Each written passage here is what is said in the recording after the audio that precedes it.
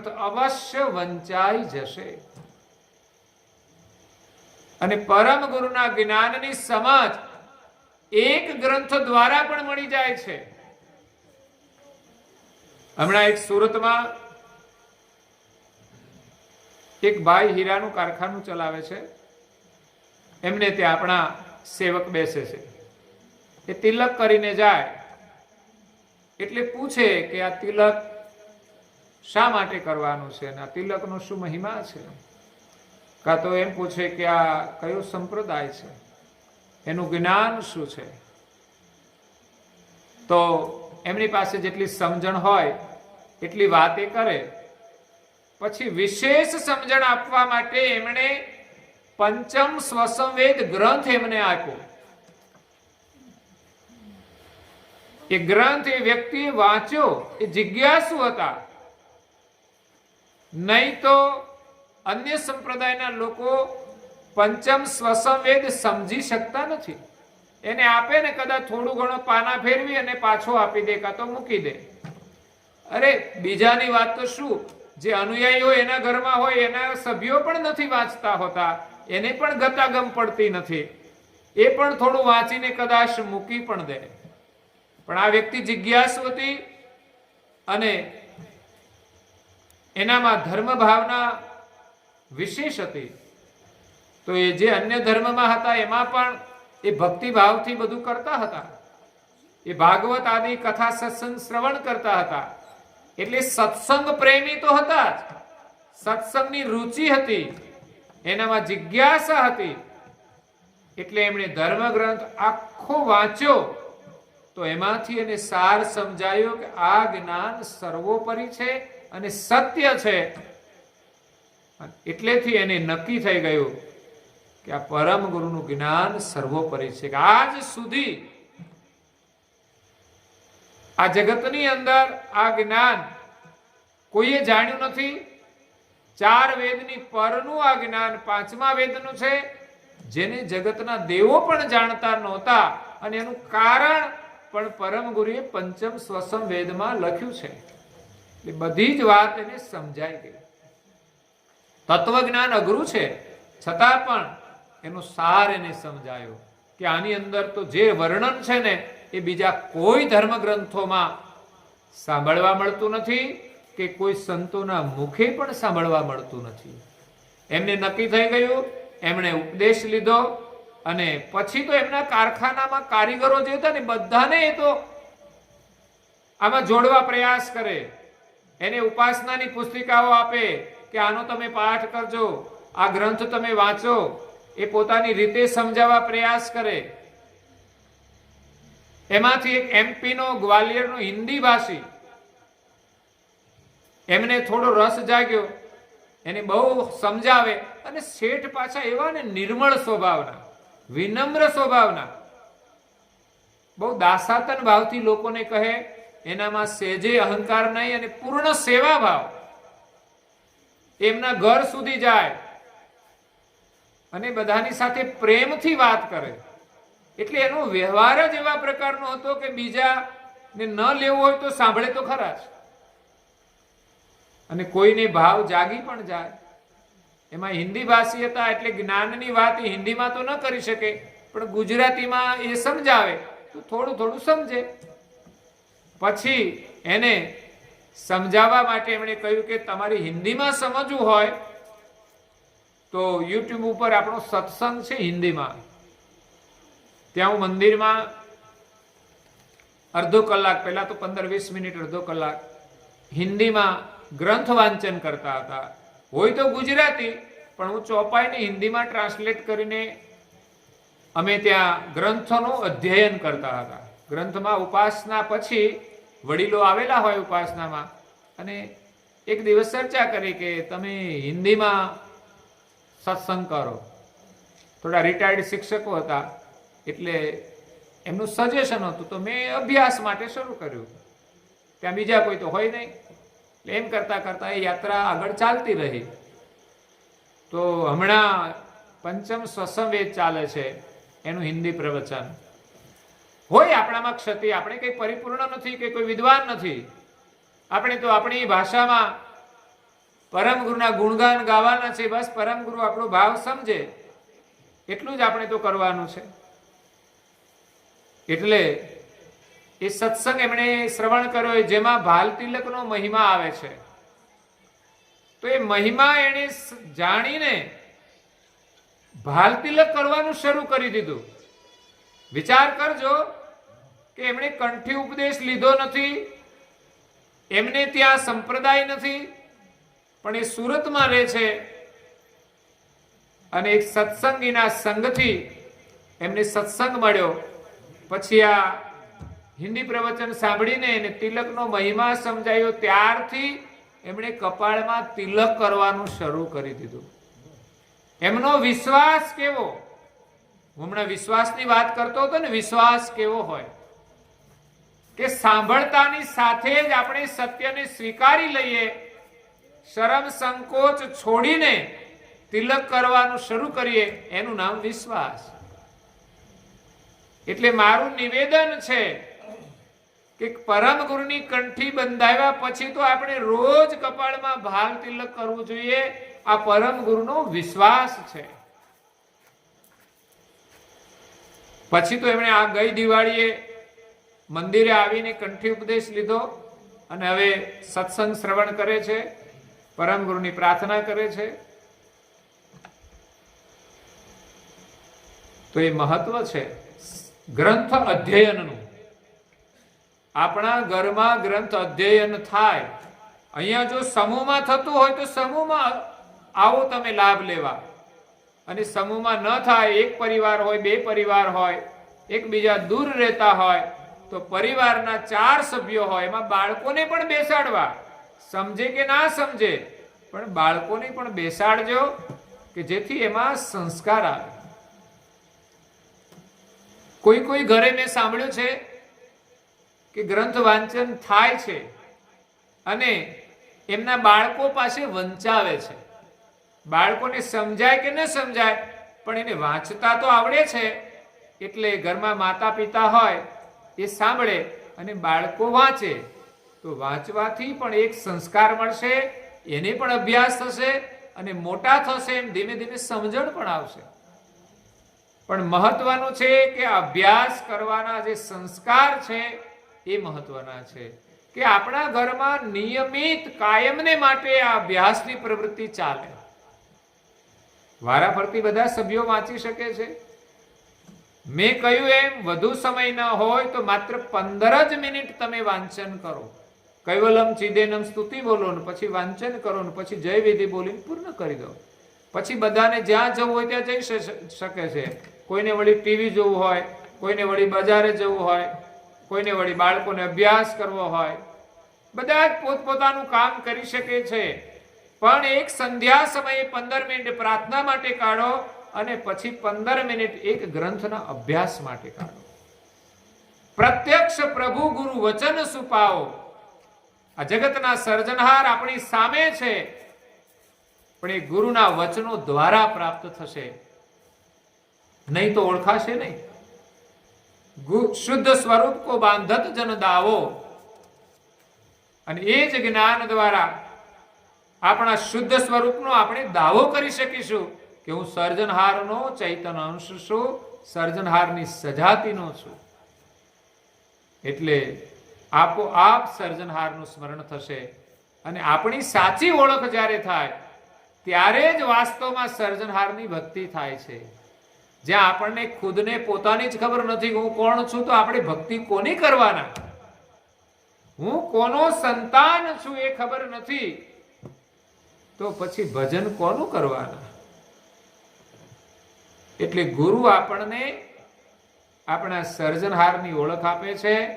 એટલે અહીંયા પરમ ગુરુના જે વચનો છે એ જ એમનું સ્વરૂપ છે. ચોપાઈ એમ કહે છે કે મોય શિષ્ય ઈશ તુમ સંબંધ સદાઈ.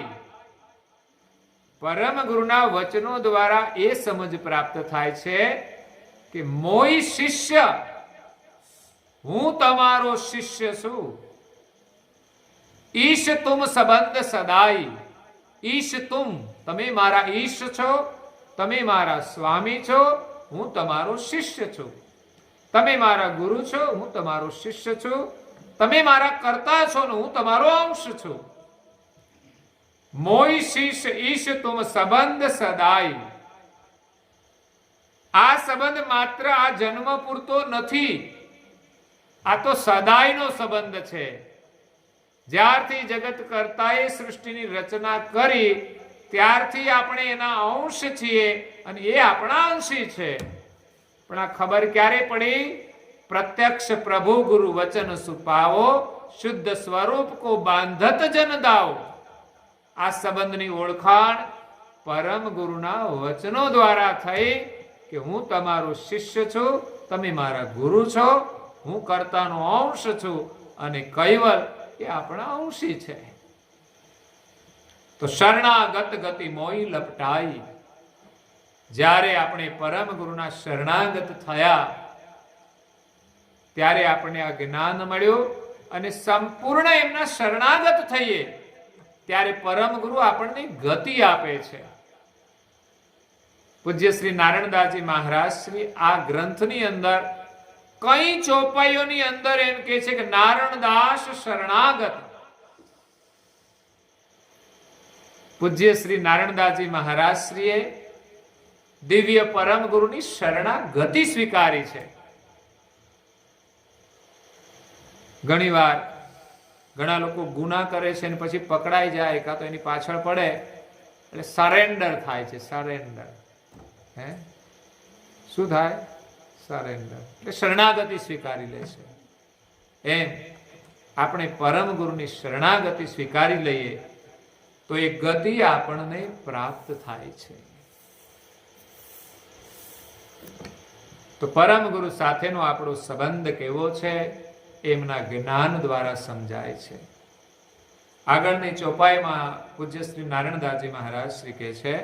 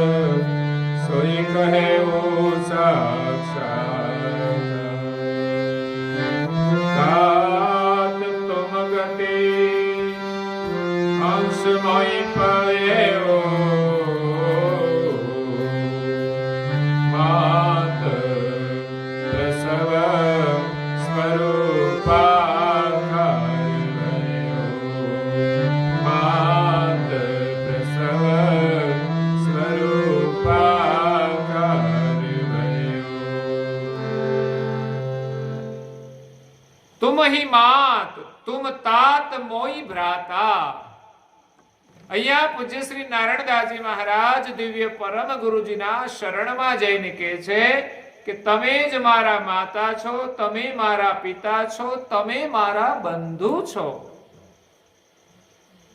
જેમ પેલા શ્લોકમાં કે છે ત્વમેવ માતા ચ પિતા ત્વમેવ, ત્વમેવ બંધુ ચ સખા ત્વમેવ, ત્વમેવ વિદ્યા દ્રવિણમ ત્વમેવ, તમેવ સર્વ મમ દેવ દેવ.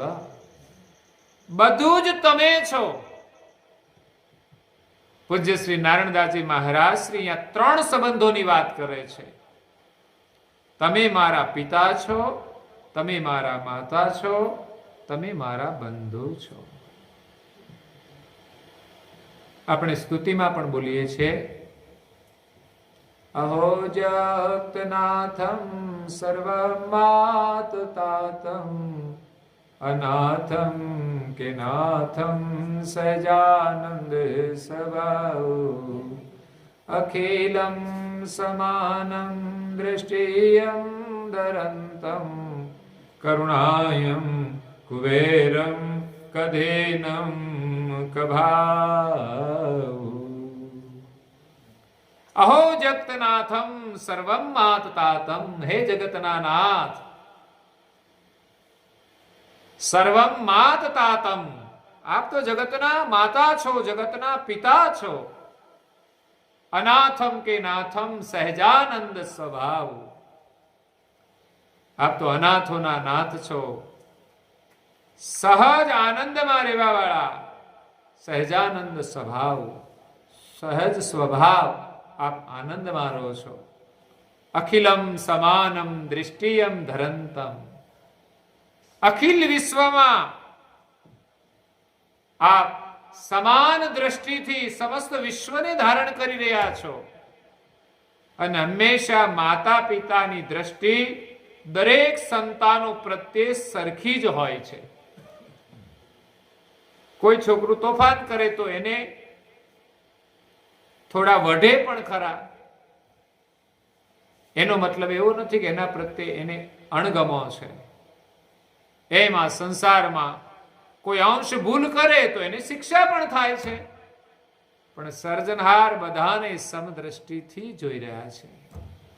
એમ ગુરુ પણ બધા જ પ્રત્યે સમદ્રષ્ટિ રાખે છે, કોઈના પ્રત્યે પક્ષપાત નથી હોતો. અખિલમ સમાનમ દ્રષ્ટિયમ ધરંતમ, કરુણાયમ કધિનમ કભાવ,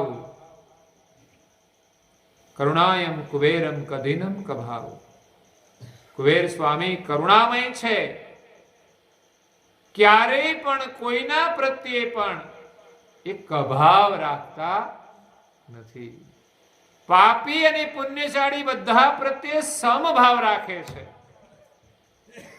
કોઈના પ્રત્યે એને કભાવ નથી હોતો. એટલે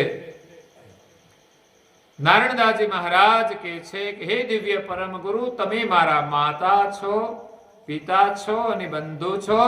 તાકો સંબંધ સોઈ કહેવું સાક્ષાતા. મારો તમારા પ્રત્યેનો 3 પ્રકારનો જે સંબંધ છે એ હું તમને પ્રત્યક્ષ કહું છું. એક દીકરાના મા બાપ એ જુદા હોય, ટૂંકમાં એક માતા હોય, એક પિતા હોય, પણ અહીંયા તો એક જ પરમ ગુરુ માતા પણ છે, પિતા પણ છે અને બંધુ પણ છે. સંસારમાં માનો કે કોઈ બાળકની માતા ગુજરી જાય તો પિતા જ છે, પણ માતાની ભૂમિકા પણ એ ભજવી લેતા હોય છે. એ જ પ્રકારે પરમ ગુરુ અહીંયા માતાની ભૂમિકામાં તો છે જ, પણ જગતના જે સર્જનહાર પિતા છે એની ભૂમિકા પણ એ ભજવે છે. કારણ કે સર્જનહારનું લક્ષ્ય લઈને આવ્યા છે. એટલે પરમ ગુરુ આપણા પિતા પણ છે, જે આપણને પિતાની ઓળખ કરાવે.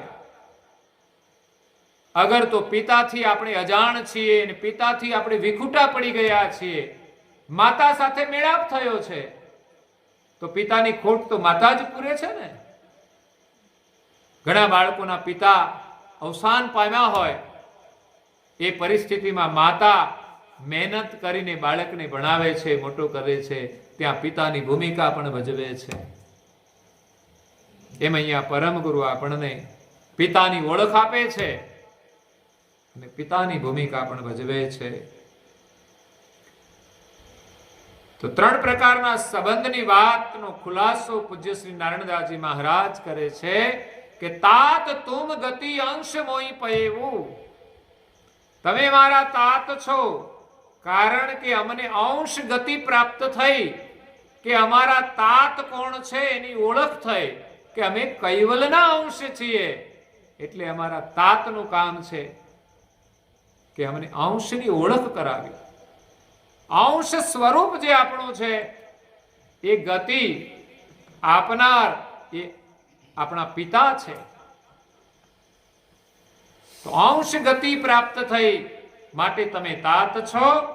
માત પ્રસવ સ્વરૂપાકાર ભયેવું.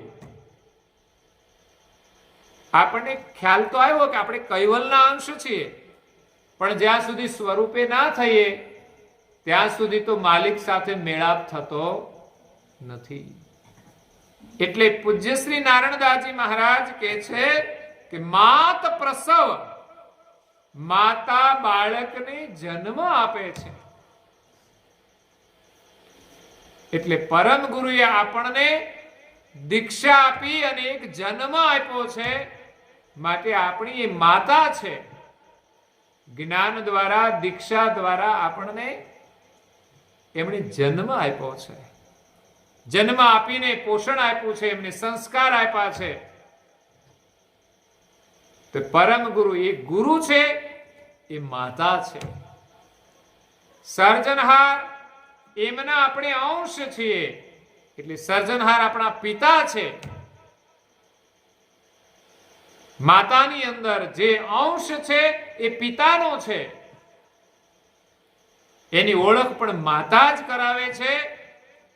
અને એ અંશ એના ગર્ભની અંદર 9 માસે જે બાળક બને છે અને એનો જન્મ થાય છે, ત્યારથી માતા બને છે. એટલે આપણો બધાનો માયાના ગર્ભમાંથી જન્મ કરાવનાર, આપણે તો પિતાના અંશ તો હતા જ. જેમ એક પિતાનો અંશ માતાના ગર્ભમાં જાય છે, એમ કૈવલનો અંશ આ સૃષ્ટિની અંદર જે માયા છે એના ગર્ભમાં આવ્યો, આ સૃષ્ટિને જોવા માટે. પણ ગર્ભમાં હોય છે ત્યાં સુધી ગર્ભને ખબર નથી હોતી કે હું કોણ છું. એ જન્મ થયા પછી એને માતા એની ઓળખ કરાવે છે કે તું કોનો સંતાન છે. તો અહીંયા પરમ ગુરુ આપણને જન્મ આપે છે અને આપણા સર્જનહારની ઓળખ કરાવે છે કે તમે કોના અંશ છો. તો માયાના ગર્ભમાંથી જન્મ આપનાર એ દિવ્ય પરમ ગુરુ છે, માટે આપણા માતા છે. બંધવ બલ સત્સંગ સરાયત, મદદ મહેર મહામોજ કરાય.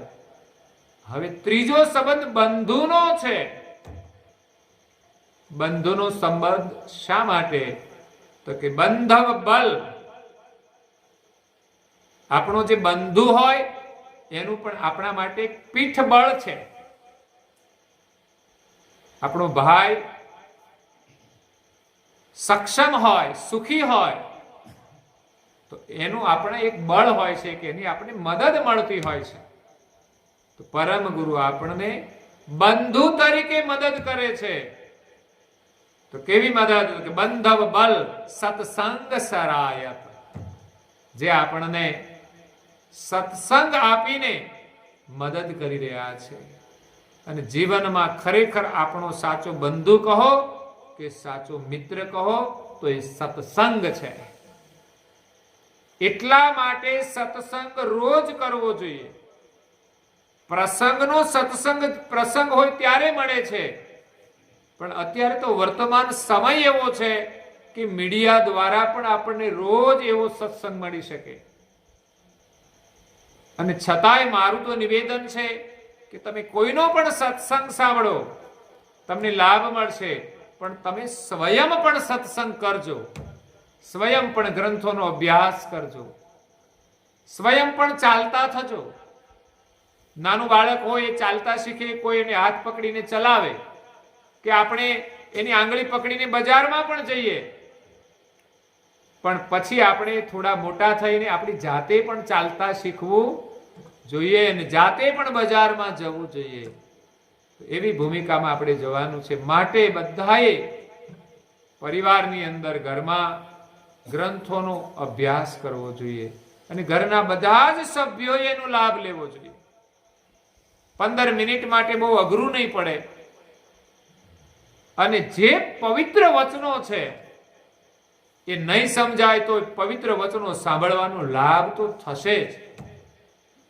અને પહેલા દિવસે ન સમજાય, પણ નિયમિત જ્યારે તમે અભ્યાસ કરશો ત્યારે સમયાંતરે એમાંથી 25% 50% સમજણ તમને પ્રાપ્ત થશે. જેમ આજે જ આપણે અંગ્રેજી નથી જાણતા, તો અંગ્રેજી કોઈ બોલે તો આપણને સમજણ પડે ખરી? તો આજે બાળકો પણ અંગ્રેજી ન જાણતા હોય, પણ એ જો અંગ્રેજી જાણવાનો અભ્યાસ શરૂ કરે આજે, તો 10 વર્ષે અંગ્રેજીનો અભ્યાસ કરે તો એને સમજણ પડવા માંડે છે. અત્યારે ઘણાને અંગ્રેજી શબ્દોની ખબર પડવા માંડી. બોલો, આ કોરોના આવ્યા પછી હોમ ક્વોરન્ટાઇન કરવાના છે. કેમ તો હોમ ક્વોરન્ટાઇન કરે, આ ગુજરાતી શબ્દો છે.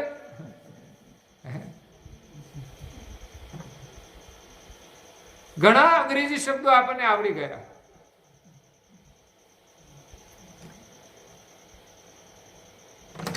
એટલે ગ્રંથ પણ બહુ સરળ છે. અભ્યાસ કરવાથી સમજાશે. વિશ્વાસ હોવો જોઈએ અને અભ્યાસ કરવો જોઈએ. મહેનત કર્યા વગર કશું મળશે નહીં. અહીં તમે કલાક બેસો તો કઈક લાભ થાય. એમ ગ્રંથનો અભ્યાસ નિરંતર કરશો તો ચોક્કસ આપણને એમાંથી સમજણ મળશે. અને સમજણ એ જ આપણી સાચી મૂડી છે. અને આપણા જીવનમાં ડગલે ને પગલે આ સમજણ ઉપયોગી છે. જેની સાથે વ્યવહાર કરો એની હારે સમજણ જોઈએ. સમજણ વગરના જ આ બધા બખાડા થયા છે. બસ થોડી સમજણ મળી જાય તો જીવન બહુ સરળ છે. સમજણ હોય તો જીવન સુખી છે. બાકી ગમે તેટલા રૂપિયા કમાશો, સમજણ નહીં હોય તો ઘરમાં સુખ નહીં હોય, શાંતિ નહીં હોય. તમારે આખી દુનિયામાં ફરીને જોઈ લેવાનું. સમજીને જે લોકો બેસી ગયા તો એને સુખ શાંતિ મળી ગઈ છે. બાકી સુખ લેવા માટે ક્યાંય જવાની જરૂર નથી કે દેખાદેખી વૈભવ ઉભા કરવાની જરૂર નથી. સુખ તો આપણા ઘટની અંદર છે. સમજણ આવી ગઈ તો સુખ મળી જશે. એ સમજણ માટે દિવ્ય પરમ ગુરુએ આખું ભજન લખ્યું છે. સમય નથી, નહીં તો હું તો એક એક વાતે ભજન બધા આવતા જાય છે. પણ અહીંયા ચોપાઈને પૂર્ણ કરીને કથાને વિરામ આપું તો બંધમ બલ સત્સંગ સરાયત મદદ મહેર મહામોજ કરાયત. પરમ ગુરુએ આપણને સત્સંગ આપીને આપણા પર મહેર કરી છે અને આપણને બધાને સત્સંગની મોજ કરાવી છે. જેમ દાદા સત્સંગ કરતા અને ભજન ગાતા એટલે આપણને મોજ આવી જાય. એ ભજનની કડીઓ એ જે સત્સંગ કરતા જોડે જોડે એક આખ્યાનની ઢબ હતી એમની પાસે. એટલે જે સબ્જેક્ટ લીધો હોય એની અંદર ગાવાનું પણ હોય જ. થોડી વારે એટલે ગાવાનું પણ શું મધુર લાગતું હતું. એટલે જાણે કે આપણે ફરસાણ ખાતા હોય ને વચ્ચે થોડી થોડી મીઠાઈ ખાતા જઈએ એવું લાગે.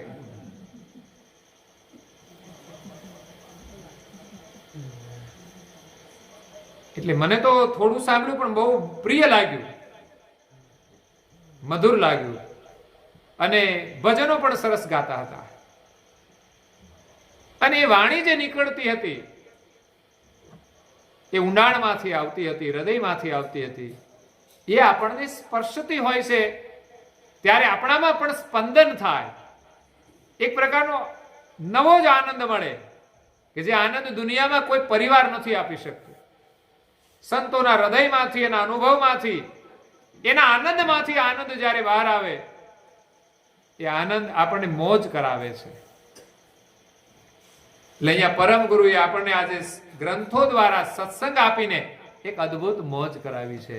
અને જે મોજ આ બહેનો બધા લે છે અને ભાઈઓને ઈચ્છા થાય તો લેજો. એ તો ઘણા નથી કહેતા મસાલા ખાઈને મોજ કરાવે, બીજાને પણ મોજ કરાવે. એમ બધી મોજ જ છે, પણ કઈક મોજ એવી છે કે જે હંમેશા આપણને મોજમાં રાખે. અને ઘણી મોજ એવી છે ક્યારે ખોવાઈ જાય એની ખબર પડે. પછી જયારે બીમારી આવે ત્યારે શોધવા જઈએ તો ના મળે. એટલે આ બધી મોજ છે ને બધી છૂટી જવા વાળી છે. અને પરમ ગુરુની જે મોજ છે ને એ તો આ જન્મ પછી બીજા જન્મે પણ પ્રાપ્ત થાય છે. એટલે સત્સંગ એ આપણું જીવન સાથી છે. સત્સંગનો મહિમા જો આપણે સમજીએ તો એના માટે પણ પાછું એક ભજન આવે. એટલે મારી કથા તો એક એક ચોપાઈની જ ચાલતી હોય છે વધારે તો, કે એની અંદર બધા ભજનો પણ જોડાતા જતા હોય છે કે જેથી આપણે સાથે સાથે ભજનનો પણ પૂરો લાભ મળે, આખું ભજન પણ સમજવા મળે. એટલે આખો ગ્રંથ પૂરો થતા ઘણો સમય લાગી જાય. એટલે પરમ ગુરુએ આપણે સત્સંગ દ્વારા મોજ કરાવી છે. માત તાત ભ્રાત કહે ગુરુ જબહી. ગુરુ આપણા માતા છે, ગુરુ આપણા પિતા છે, અને ગુરુ આપણા બંધુ છે. દે ગુરુ સુખ તબ દાતા સબહી. જ્યારે ગુરુ જ આપણને આ ગતિ આપે છે ત્યારે આપણને આ ત્રણેય પ્રકારના સંબંધોનું સુખ મળે છે. જે બાળકને એક માતાના સાનિધ્યનો પણ એક આનંદ હોય છે. માને જોવે ને એના ખોળામાં બેસી જાય. ક્યારેક ક્યારેક બાળક માતાના ખોળામાંથી પિતા તરફ પણ દોડે છે. પપ્પા પપ્પા કરતું આવે, મમ્મી એકાદી થપ્પડ મારી હોય તો પિતાના ખોળામાં જઈને બેસી જાય. એટલે અને મા બાપ હોવા છતાંય ક્યારેક બંધુનો પ્રેમ પણ એને પ્રિય લાગે છે. એનો પણ એક વિશેષ આનંદ હોય છે. પરિવારના દરેક સભ્યોના સંબંધોનો જુદો જુદો પ્રેમ હોય છે. એટલે પરિવાર પ્રેમથી બંધાયેલો છે અને પ્રેમ છે એ જ સુખ છે. પણ આપણે સુખને સુવિધા અને સગવડ સાથે જોડી દીધું અને આપણી ઈચ્છા પ્રમાણે ન મળે તો ગડબડ થઈ જાય છે. એટલે સંબંધોની અંદર જે એકબીજા પ્રત્યે પ્રેમની અંદર ઓટ આવે છે એટલે સુખની અંદર પણ ઓટ આવે છે. એટલે અહીંયા પરમ ગુરુ સાથેનો આપણો 3 પ્રકારનો સંબંધ છે. એ પરમ ગુરુ જ આપણને સત્સંગ દ્વારા ત્રણેય સંબંધની ઓળખ કરાવે છે. એટલે સત્સંગને મહત્વ આપવાનું છે. સત્સંગ દ્વારા જ આપણને સત્ય વસ્તુની પ્રાપ્તિ થશે. સત્સંગની અંદર એક અદ્ભુત જ્ઞાનનો રસ છે, જેમાં આપણી જાગૃતિ થાય છે. જાગવાથી આપણને સાચી વસ્તુની ઓળખ થાય છે. જાગરણ બહુ જરૂરી છે, નહીં તો આપણે ભૂલા પડી જઈએ. આપણા ઘરની સ્મૃતિ હોવી જરૂરી છે. બહાર ગમે ત્યાં ફરવા જઈએ પણ ઘરની સ્મૃતિ ભૂલી જઈએ તો શું થાય? આપણે દુખી થઈ જઈએ. એમ જ દુખી થઈ ગયા છીએ. અને પરમ ગુરુ જ્ઞાન દ્વારા આપણને આપણા ઘરની ઓળખ કરાવે છે, ઘરનો રસ્તો બતાવે છે, આપણા માતાની ઓળખ કરાવે છે, પિતાની ઓળખ કરાવે છે, બંધુની ઓળખ કરાવે છે. એટલે આ સત્સંગ દ્વારા આપણે સર્જનહારનું સ્મરણ કરવાનું છે, સર્જનહારની પ્રાપ્તિ કરવાની છે અને ગુરુની કૃપા મેળવવાની છે. ગુરુની કૃપા વિના તો સર્જનહારની ગતિ પ્રાપ્ત થતી નથી. અને સત્સંગ દ્વારા આપણે આ બધો લાભ લેવાનો છે. એટલે અહીંયા દિવ્ય પરમ ગુરુની અસીમ કૃપાથી, બાલ કુબેરની અસીમ કૃપાથી અહીંયા એક સુંદર રમણીય જે સ્થાન બન્યું છે એ આપણને સાંત્વના આપે છે. અહીંયા એક વિશેષ પ્રકારની શાંતિની ઉર્જા છે. દાદાના અહીંયા સ્મરણો છે, દાદાની ભાવનાના અહીંયા અણુઓ પરમાણુઓ છે, એમની અહીંયા ચેતના છે, એમના અહીંયા સંકલ્પો છે. એમણે બાલકુબેરનું અહીંયા પ્રાગટ્ય કર્યું અને સુંદર સ્થાન બનાવ્યું છે. આપણા ઘરમાં અશાંતિ જેવું લાગે તો થોડી વાર માટે અહીંયા આવી જજો. અહીંયા કંઈ જ ન કરો, માત્ર 15 મિનિટ, અડધો કલાક સારું લાગે ત્યાં સુધી બેસીને જશો ને તોય શાંતિ મળશે. જ્યાં શાંતિ મળે ત્યાં બેસવાથી પણ શાંતિ મળે છે. પછી શાંતિના ઉપચારો પણ હોય છે.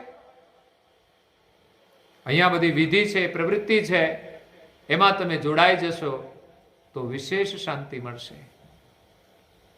અને એ પ્રવૃત્તિની શાંતિ તમે લેશો તો તમે અહીંથી લઈ જશો તો ઘરના સભ્યોને પણ આપી શકશો શાંતિ. જેની પાસે શાંતિ હોય બીજાને શાંતિ આપી શકે છે. એટલે શાંતિ મેળવવાનું આ સ્થાન છે. સુંદર રમણીય સ્થાન કે જે આપણી સમસ્યાનું સમાધાન છે. જેમ લોકો ઘરમાંથી કંટાળીને બગીચામાં ફરવા જાય, એમ ઘરમાં કંઈ પણ તકલીફ હોય કે ન હોય તો પણ આપણે આનંદ માટે અહીંયા આવવાનું છે. એટલે આપણા માટે આ શાંતિનું કેન્દ્ર છે, આનંદનું કેન્દ્ર છે. તો દાદાની આ કૃપા છે, આશીર્વાદ છે, અને એના સસ્મરણ રૂપે આ સ્થાન અહીંયા ઊભું થયું છે, અને એમના આશીર્વાદથી આપણને આ બધું લાભ મળી રહ્યો છે. તો આપને બધાને પરમ ગુરુના ખૂબ ખૂબ આશીર્વાદ છે કે દાદાના સ્મરણો નિરંતર જીવંત રહે, પેઢીઓ સુધી પરમ ગુરુના આશીર્વાદ બધાને મળતા રહે. અહીંયા સુંદર સત્સંગનું કાર્ય ચાલી રહ્યું છે. એ મહાનમાં મહાન કાર્ય છે. મનુષ્યોની જાગૃતિ કરનારું મહાન કાર્ય સત્સંગનું કાર્ય છે. અને બીજું અહીંયા સેવા કાર્ય ચાલી રહ્યું છે. એ આત્મીય ભાવનાનું કાર્ય છે. કૂતરાઓને રોટલી મળે કે અહીંયા સુંદર ચબૂતરો બનાવ્યો છે, એ પણ એક આત્મીય ભાવનાનું કાર્ય છે, જેની અંદર બધા યજ્ઞોની અંદર આહુતિઓ આપી રહ્યા છે. કોઈ ઘઉં મોકલાવે છે, કોઈ પૈસા દ્વારા સેવા કરી રહ્યા છે, જેમના દ્વારા અહીંયા કોઈ રોટલી બનાવવાની સેવા કરે છે. આ યજ્ઞની આહુતિઓ છે. આપણે ત્યાં કર્મકાંડના યજ્ઞો બહુ થાય છે, પણ આપણે એ નથી કરતા. એનો મતલબ એવો નથી કે આપણે એનો નિષેધ કરીએ છીએ. આપણે એના કરતા ઉત્તમ યજ્ઞ કરીએ છીએ, અને એમાં આપણે આહુતિઓ નાખવાની છે. ખરેખર આનંદ થાય છે કે દાદાએ જે પ્રેરણા આપી છે એ કાર્યનો તમે આદર કરીને અહીંયા સેવા કાર્ય કરી રહ્યા છો. એમાં બહેનો આવીને લોટ બાંધે છે. મશીન આવી ગયું લોટ બાંધવાનું, બહુ આનંદની વાત છે. સિસ્ટમનો ઉપયોગ કરીને તમે બીજો કંઈક લાભ લેશો. એવું નથી કે આપણે આરામ કરવો છે. ઘરમાં સાધનો આવી ગયા, સમય થોડો મળે તો મંદિરમાં આવી શકાય, એટલા માટે સાધનો વસાવાના. એમ અહીંયા સાધનો છે તો વધુ સેવા આપણે કરી શકીશું. પછી વણવાનું મશીન તો નથી ને, એ જરૂર પડશે તો લાવીશું. પણ ભાઈઓ વણવાની સેવા કરે છે. કામ તો બહેનોનું છે, પણ છતાંય ભાઈઓએ ઉપાડી લીધું છે. એટલે ઘરમાં પણ રોટલાની જરૂર પડે ને બનાવવાની, તો વાંધો નથી, ભાઈઓને આવડે છે. બે બહુ મોટો ફાયદો છે. અને પાછળ અમારા બાળકો જયારે આ કામ કરતા હોય ત્યારે આ વખતે મને વધારે આનંદ થયો છે કે આ કોરોના આશીર્વાદ આપીને ગયો નથી, પણ છતાંય બાળકો એ જે સંસ્કાર મળ્યા છે એ બહુ જ મહત્વપૂર્ણ છે. કારણ કે આજના બાળકો આ મોબાઈલમાં અને મીડિયામાં અને યુટ્યુબમાં બધા ખોવાઈ જાય ને તો ખબર જ ના પડે. પણ આજે આ વાતાવરણની અંદર બાળકોને જો આ સંસ્કાર મળશે ને તો એ ટીવીનો ઉપયોગ તો કરશે, યુટ્યુબે જોશે, પણ એ ખોવાઈ નહીં જાય. કારણ કે આ સંસ્કાર એને ખોવાવા નહીં દે. એટલે બાળકોની અંદર સેવાના સંસ્કાર અને બીજા સ્મરણના સંસ્કાર પણ પાડજો. કે બાળકો અહીંયા આવીને 10 મિનિટની પ્રાર્થના કરે, કાં તો આરતી કરે મંદિરમાં. મારે ત્યાં તો એક નાનો બાળક આવે છે અને જય વિધિ બોલે, કમ્પ્લીટ બોલે, નાનો છે. પછી મંદિરમાં આરતી પણ કરે, વિધિવત આરતી કરે, સેવા પૂજા બધું કરે.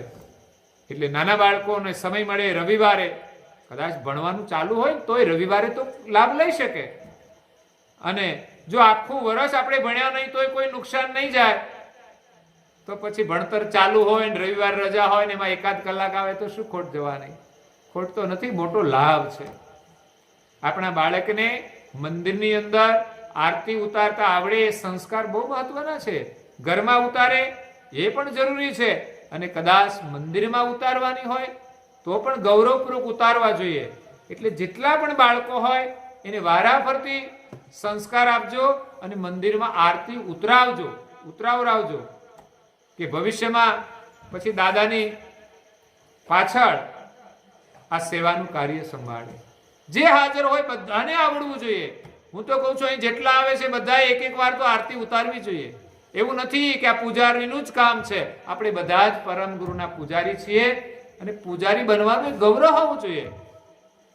એક ભજન પણ લખ્યું છે, અમે પૂજારી રે પરમ ગુરુદેવના. પૂજા કરવા એ તો આશીર્વાદ છે. એટલે જ્યારે પણ ઈચ્છા થાય ત્યારે નાહી ધોઈને આવીને એકવાર પૂજાનો લાભ લેજો. ન આવડતું હોય તો એ શીખજો. આ છે સંસ્કાર કેન્દ્ર છે. અહીંયા શીખવા માટે આ બનાવેલું છે. એવું નહીં કે અહીંયા તો આપણને ના આવડે એટલે આપણે કંઈ ના કરાય. ખરેખર બધા જ ભાઈઓએ આ કામ કરવું જોઈએ. જ્યારે પણ સમય મળે ત્યારે સંધ્યા સમયે મંદિરમાં આવો તો એક દિવસ પૂજારીને એક બાજુ મૂકી અને તમે આરતી કરજો. અમારે ત્યાંય પૂજારી વડીલ છે આના જેવા જ, પણ હું એને કહું કે આ બાળકોને આરતી ઉતારવા આપજો. એવું નહીં કે તમે જ ઉતારો, ને કાલે તમે ના હો તો પછી અમારે શું કરવાનું? એટલે આ બધી પ્રક્રિયા જે કરવાની છે બધા જ જો કરીશું ને તો કામ બહુ વેચાઈ જશે. એટલે કોઈ વ્યક્તિ ન હોય તો પણ કોઈ પણ અગવડ ન પડે, કોઈ પ્રવૃત્તિ બંધ ના રહે. અને અહીંયા પરમ ગુણની જે પૂજા છે નિરંતર થાય અને એનો લાભ મળે. એટલે આ સંસ્કાર બધાની અંદર હોવા જોઈએ. તો તમને બધાને ખૂબ ખૂબ ધન્યવાદ છે.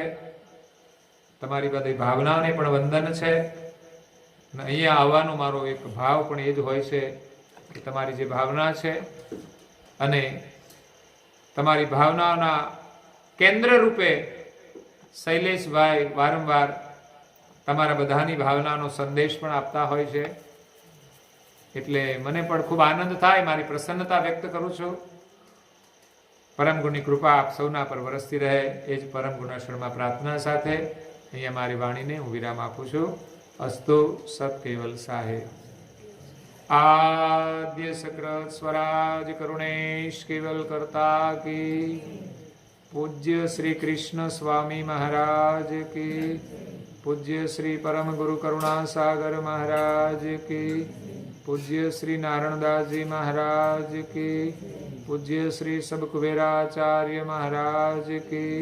श्री सब संतन की, श्री सब देवन की, श्री ज्ञान संप्रदाय की, श्री गुरु गादी सारसापुरी की, श्री कैवल धाम की, श्री प्रेमजी दासजी महाराज की, श्री कथा सत्संग पुणावती का सत केवल साहेब.